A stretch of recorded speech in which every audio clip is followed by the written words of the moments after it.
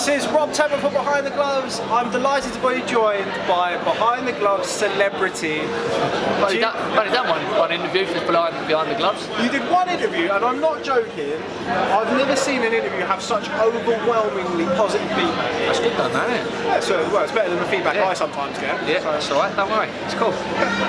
So we're here at the Lawrence Coley, Isaac Chamberlain British Beef weigh-in. Well, we're not actually, we're in NANDO'S. We're in NANDO'S, mate, yeah. Just had a little load up. What did you have? Good to go now. Do you know what, today I had a double chicken in pita with chips and rice, but I normally go for the chicken thighs, peri tamer, so... What's that? Bosh! Excuse me. Sweet, Rob. See in a bit, yeah? Yeah, that was a Commonwealth featherweight Barry the Bomber. Barry the Bomber. Barry the Bomber. Fresh with his Cossack hat. I know, yeah. I like it. Shocking. It is, it's good. It's good because it keeps him warm, but it's a shocking hat. He was saying that he was going to weigh in with it. He did, but I'm glad he never now because he was only 0.1 inside, so imagine that, come on, he just dropped his hat at the side. But yeah, no, he's good, man. He's in good shape and he's ready to go tomorrow. Interesting little fight that he's in tomorrow. Ben Jones, certainly somebody who's going to come and put it all on the line. Ben Jones is a good, strong fighter. He can punch a little bit. He's going to come and give it everything.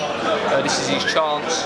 But I just think that he just punches too hard. And I just think, like, you can talk about fitness. He's got great fitness anyway, but no matter how fit you are, when someone punches as hard as he does, when he starts landing them shots, fitness don't really count for anything because it just takes so much out of you. And I can't see anything but Bellotti winning by stoppage tomorrow night. His last fight against Jason Cunningham was awkward, horrible southpaw on the back foot. Really struggled a little bit. Struggled to pin him down in the first few rounds, then made the adjustment. Is that something you'd agree with?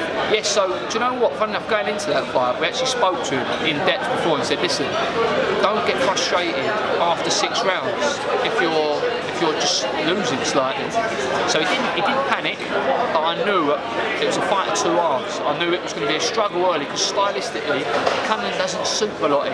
He's tall, he's a southpaw, he's a lovely boxer, but second half of the fight, it was going to be, as you can see, completely different.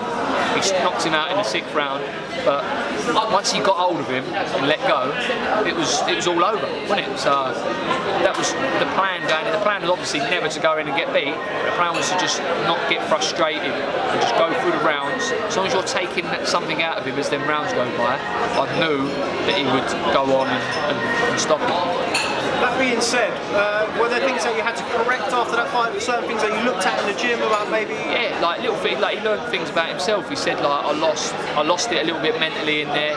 Like it got into my head. So I just that's a new learning experience. What he was doing is sometimes he was rushing his feet a little bit and falling in and getting countered or whatever. So just been working a little bit on like taking your time, like getting in or whatever. And he's responded to it really well. And I'm looking forward to him showcasing it tomorrow night. Ben Jones, rather. Shocking journalism. Yeah, it's alright, yeah. It's alright. It's been a long night. It has been a long night. Every night's a long night. Ben Jones seems to be like the kind of person who's going to come and bring a really good fight, but ultimately will play into Reese's hands. So, with that in mind, are you expecting a stoppage? 1,000,000%, yeah. I think stylistically, I think Ben Jones suits Reece Bellotti much more than Jason Cunningham did. But I just think he punches too hard. I mean, he was I think he was nearly 1.5 pounds over the weight today, so I don't know how bad he's struggling at the weight. So that could be a factor as well. I just think Reece Bellotti's overall game in every department will just be too good for Ben Jones tomorrow night. Something I spoke to Reece about earlier, the featherweight division, both domestically and internationally, is probably one of the hottest divisions in the world. Yeah. We've got Lee Selby taking on Josh Warrington. Yes. Just wanted to gauge your opinions on that. Yeah, do you know what? I've not actually watched Selby's last fight. He was on the same show as James, but I've not actually sat down and watched it yet. But I've always liked Selby as a fighter, and I think if I had to put money on it, I'd go with Selby, just because he's boxed at that high level when he's been world champion and that. But saying that, I don't know again how well he does the weight, but these things can all be a factor. Josh Warrington's fit, he's tough, but I just got a feeling that Selby will just have that little bit too much for him. Josh Warrington will also be having the home crowd behind him, which is something that we saw with Bellotti and York last time, like half of Watford with him. Yes. In my opinion, in that fight, that maybe played a little bit of a negative factor of Reese's performance. I think he maybe tried to play to the crowd a little bit. Yeah, see, it can help you. It can be an advantage and it can be a disadvantage, because of course it's nice, everyone wants to be cheered on. But sometimes people respond better to being booed in a weird sort of way. So it's all down to the character in the fight, really. I mean, Selby, it might really affect Selby, I don't know, but I think he's a good pro, and I think he'll deal with the occasion well. Another fight in the featherweight division that's gaining a lot of attention on these shores is Frampton against DeGALE. Yes, good fight. Very good fight. Do you know what? I'm a big fan of Frampton. I've always liked watching Frampton, and I think Frampton points. I think Frampton on points. How much do you think DeGALE's still got left in the tank? Somebody's been around for a long time. Yeah, he's been around a long time. He's had a lot of hard fights as well, but it's a hard one. But I just think Frampton's just class, and I just think he'll have that little bit too much for DeGALE. And stepping away from those into your own stable, obviously James DeGALE, last time we saw him in the ring, lost his IBF super middleweight title. Yes. Seeing that he's back in the gym though? Yes, he's back in the gym. He's back firing. Mentally, he's in a great place. Obviously, after the fight, he was very down with what happened, but you know, he's back firing. He's back in the gym. He's back sparring. Yeah, he just wants to just come back and just put things right, really. But he said, like, you know, he's been at the top for 2.5, 3 years. He said in his own mind, you do get a little bit complacent sometimes, and you know, now he feels the hunger which he had when he first turned pro is back again. So that's a really, really good sign. Is that what it was in his last performance? Because I mean, I think he was 100 to 1 on. Yeah, it's madness, isn't it? Yeah. It's, do you know what? It's I think the surgeon who done James's operation said that it could take up to 12 months to completely heal. I think he boxed after, I think it was about 6 or something like that. But in training, he said it was feeling good, but watching him train, he looked really good. And obviously, if he'd have really struggled with it, then we wouldn't have let him box. It'd have been that simple. But even now, since he's boxed to now, the difference in it again is still so much better, and you can really see like the improvements in it. So yeah, I just hope that you know, he gets everything that he wants, and then can push on and have a good 2018. Something that you've sort of said with James being on the top for 2.5, 3 years, fought some really, really top fighters. He went and won the belt against DeGALE. Yeah. Butte, Medina was a tough fight. Jack. Yeah.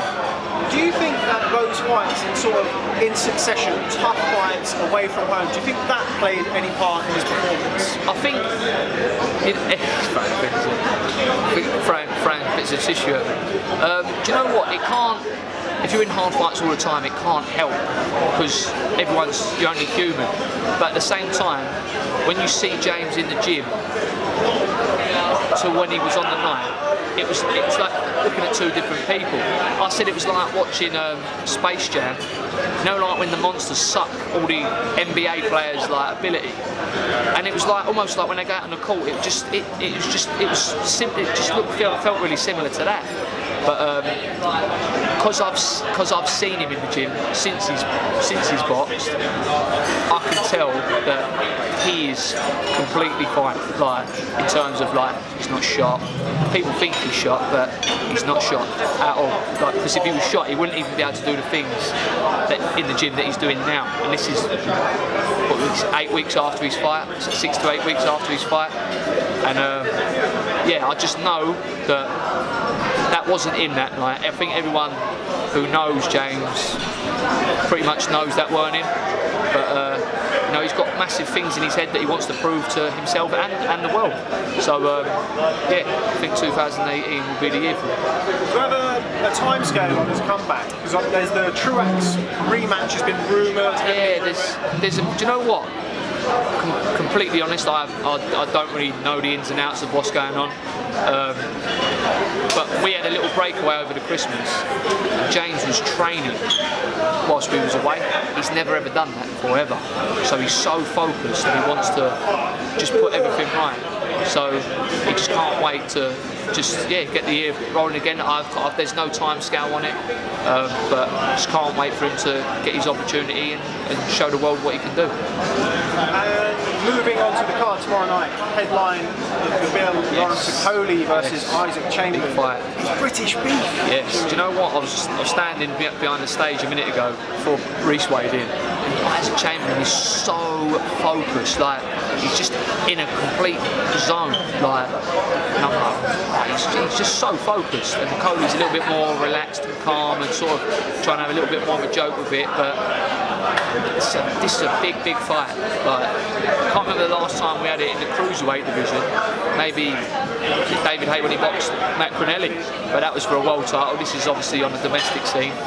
But yeah, he's so focused, man. But I am on the fence with it. It is one of them, 50-50. I genuinely can't call like who's going to win. A lot of people have spoken about sort of the body language in the build-up, with Cody's quite outgoing and Isaac, as you say, is very much zoned in. As somebody who's seen sort of your fair share of fighters heading into big fights, what can you take from that body language? Who would you say has got the upper hand? It's hard to say, because Isaac Chamberlain has made no joke of it. Like, he's very serious. He's on it. I think he feels like people have overlooked him, really, because Coley's been to the Olympic Games, and he feels like, you know, I've done my apprenticeship like the hard way. But Coley is having a bit of fun with it. He's obviously been to Olympic Games. He's extremely confident in his ability, even though he's only had 7 fights. It shows what they want to do, because they're both putting it all on the line at this early stage. But whoever wins and whoever loses, it's not the end of the road for either of them. So yeah, I just hope it's a good fight, man, because I'm looking forward to watching it. Kind of reminds me a little bit of James against George Groves. It is similar. Just this is even earlier. I think they've took this 2 or 3 fights even earlier than what that one was. But I can see the similarities in what people are saying. Yeah, I can see the similarities in what people are saying. But I'm just hoping it's a good fight.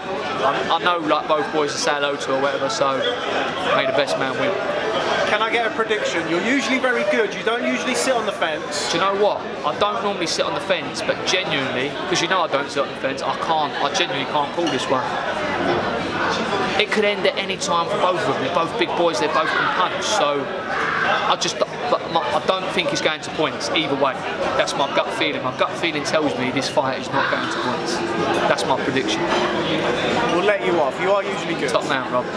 Okay, well, Jimmy Mack Jr., as always, it's a pleasure speaking to you. Anytime, man. You've got to catch me up. You've got to catch me up sooner next time. It's been a while. I know. Well, you know, I think the last time I was at York Hall was the last time I saw you. Yes. I interviewed your dad. That's right. Yes. Yes, you're right. Yeah. Yeah. Well, hopefully I'll catch up with you tomorrow after Reece's fight. Yeah, definitely, man. And yeah, any message for your adoring, growing fan base? Nah, just keep tuning into Behind the Gloves. Top man, I had to pay him for that. Top man, Rob. Cheers, Jimmy. Thanks, man. Nice one, man. Hey, fight fans, it's Michelle Joy Phelps, and if you haven't already subscribed to my YouTube channel, make sure you go ahead and do so by clicking right here.